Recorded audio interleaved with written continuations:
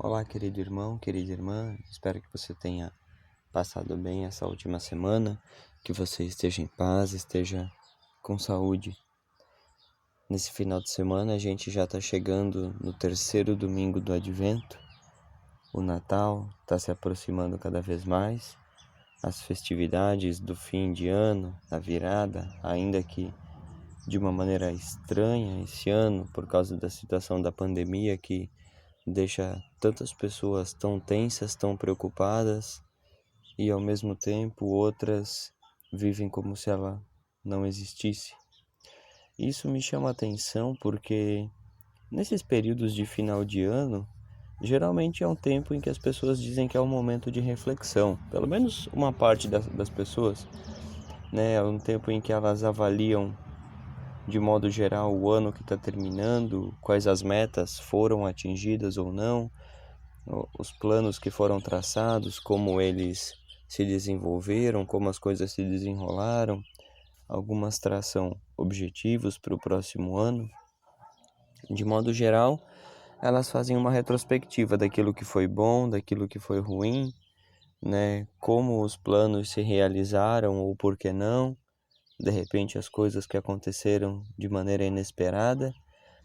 Enfim, elas avaliam um contraste entre o passado, o momento atual, o presente e o que elas esperam para o futuro.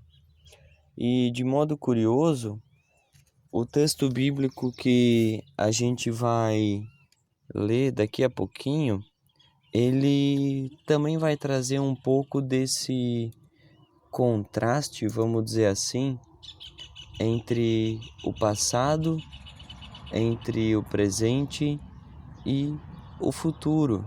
E eu quero te convidar para a gente ler esse texto que está lá no Evangelho de João, no capítulo 1, os versículos 6 e 8, 6 a 8, e depois mais adiante, a partir do versículo 19 até o versículo 28. Eu passo a ler então o texto que vai nos dizer assim: Houve um homem enviado de Deus, cujo nome era João. Este veio para testemunho, para que testificasse da luz, para que todos crescem por ele. Não era a luz, mas veio para que testificasse da luz. E agora, a partir do versículo 19, esse é o testemunho de João. Quando os judeus mandaram de Jerusalém sacerdotes e levitas para que lhe perguntassem: Quem és tu? E confessou e não negou. Ele confessou: Eu não sou o Cristo. E perguntaram-lhe: Então o que? És tu Elias? E ele disse: Não sou. És tu o profeta? E respondeu: Não. Disseram-lhe, pois: Quem és tu, para que demos resposta àqueles que nos enviaram? O que dizes de ti mesmo? João respondeu: Sou a voz do que clama no deserto. Endireitai o caminho do Senhor, como disse o profeta Isaías. E os que tinham sido enviados eram dos fariseus. Perguntaram-lhe e disseram-lhe: Por que batizas, pois, se tu não és o Cristo, nem Elias, nem o profeta? João respondeu-lhes dizendo: Eu batizo com água, mas no meio de vós está um a quem vós não conheceis. Este é aquele que vem após mim, que é antes de mim, do qual eu não sou digno de desatar a correia das sandálias. Essas coisas aconteceram em Betabara, do outro lado do Jordão, onde João estava batizando. Até aqui vai o nosso texto. Esse texto que nós ouvimos, ele é sobre João Batista, um primo de Jesus que aparece pouquíssimo no Novo Testamento, né? Ele aparece quando a sua mãe Isabel tem a gravidez anunciada, quando ela é visitada pela sua prima Maria, que o feto se alegra no ventre dela quando ela recebe a notícia de que a Maria está grávida do Messias, e depois disso ele aparece já adulto, pregando no deserto, e batizando as pessoas pelo arrependimento dos pecados. Quem é, afinal de contas, esse João que aparece ainda como um feto, como um bebê e depois já como um adulto? Ele não é uma voz aleatória, uma pessoa qualquer perdida no deserto procurando por alguma coisa para fazer. Muito pelo contrário, o texto deixa bem claro para nós que ele é um homem enviado por Deus e enviado para testemunhar a respeito do Messias. E é engraçado aqui que a mensagem dele parece ter sido tão impactante que ele inclusive é confundido com o próprio Messias.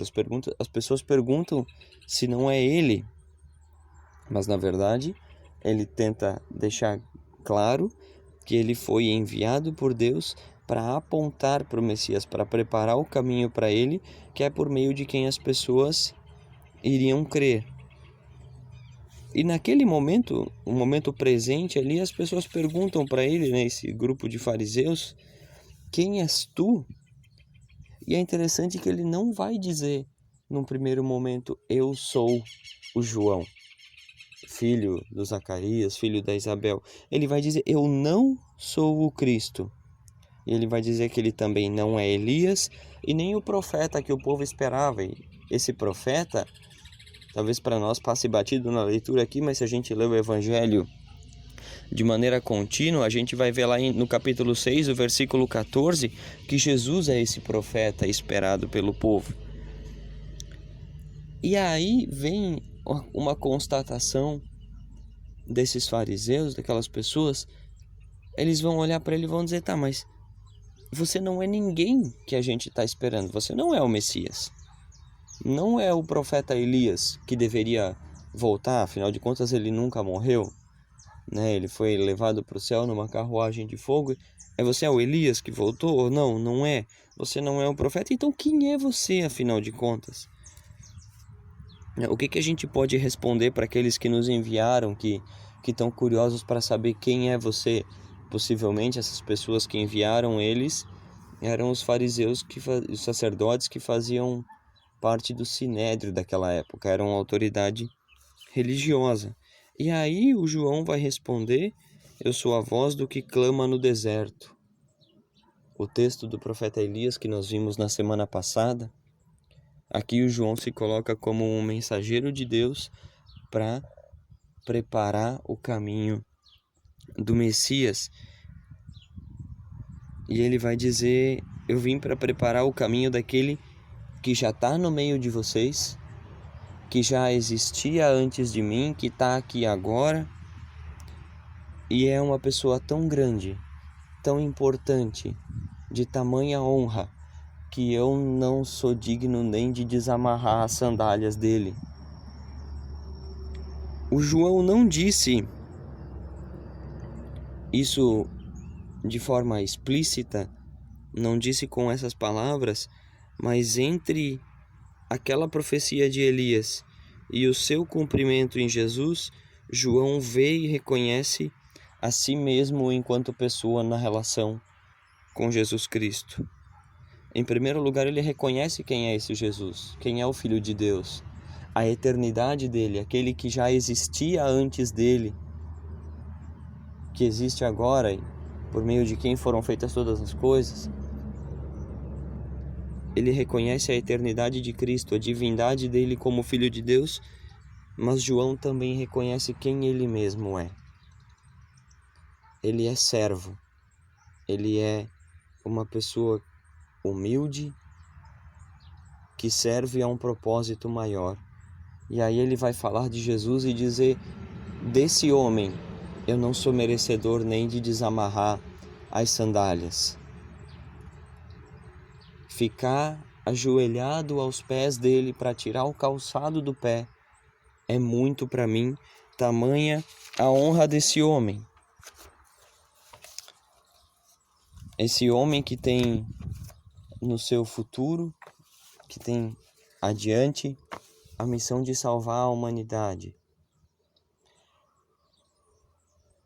Quando nós fazemos esse caminho que o João fez, de olhar para Deus e olhar para nós e para a nossa história, nós chegamos a um momento que ele é, vamos dizer assim, no mínimo constrangedor. Porque quando nós olhamos para o nosso passado, para o início da nossa vida, todos nós, se formos coerentes, se formos sinceros conosco mesmo, nós vamos chegar à mesma constatação que Davi fez da sua vida quando ele teve a inspiração para escrever o Salmo 51, onde ele vai dizer: eu nasci na iniquidade, em pecado me concebeu a minha mãe, ou seja, eu sempre fui pecador, não tem nada de bom em mim a não ser pecado. É isso que existe em mim, é isso que é a minha essência, o pecado sempre esteve ali, eu sempre tive em dívida com Deus. Se nós olhamos para o nosso futuro, por outro lado, a gente percebe que existe entre mentes uma certa incerteza, porque podem ter dois finais diferentes nessa história, pode ter dois desfechos.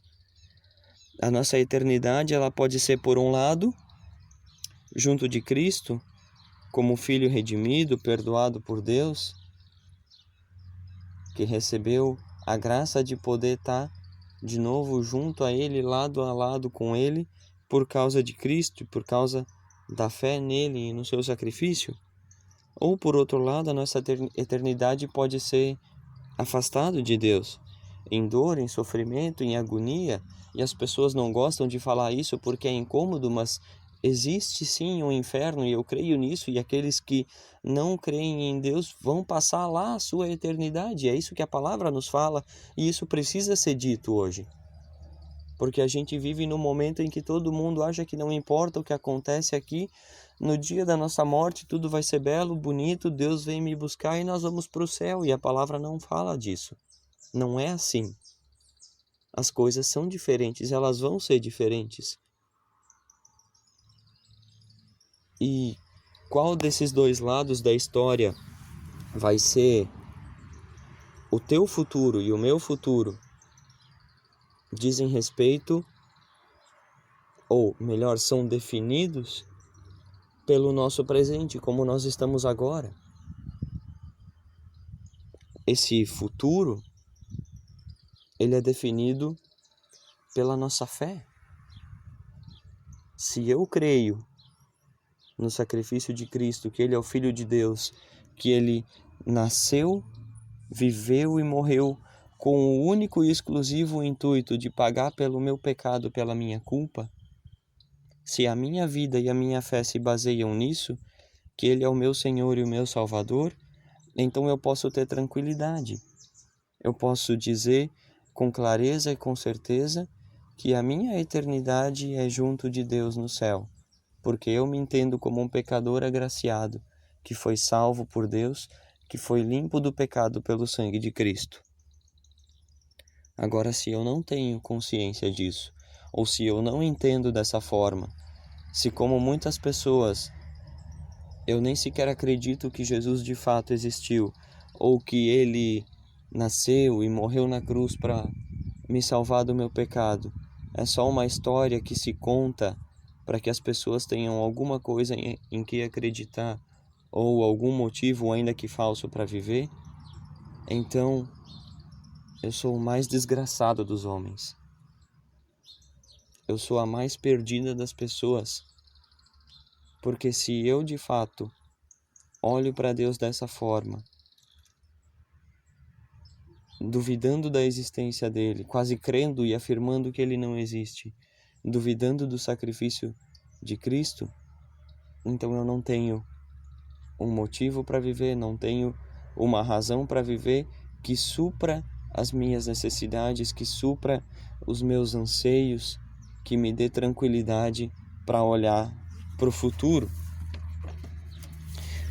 E meu irmão, minha irmã, eu quero deixar isso muito claro para você.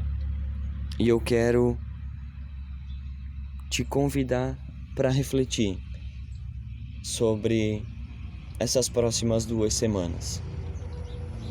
No domingo que vem, o 4º domingo do Advento. E nos dias depois dele, o Natal. Esse Senhor, o qual nós relembramos e celebramos o seu nascimento. Esse Jesus Cristo, Filho de Deus. Você de fato crê nele? Crê que ele veio para esse mundo e que ele viveu e morreu para te salvar? Para te conceder o perdão pelo teu pecado? Ou você é só mais um cético que vive e age como se ele não existisse, como se tudo fosse historinha para boi dormir? De que modo está a tua vida em relação a Deus? Ele é o teu Senhor e você serve a Ele? Você prega a palavra assim como João, você prepara o caminho para a volta dele? Ou você é só mais um na multidão que vê, escuta, acha bonito, mas no fim das contas nada disso tem valor? Pense a respeito. Olhe para Deus, reconheça Ele, olhe para você mesmo e reconheça quem você é. Que nesse período agora de final de ano, independente de como tenha sido o nosso passado, que nós usemos bem o tempo presente e a vida que Deus nos dá para poder olhar com tranquilidade para o nosso futuro. Que Deus te abençoe, que você tenha uma ótima semana e fique em paz. Amém?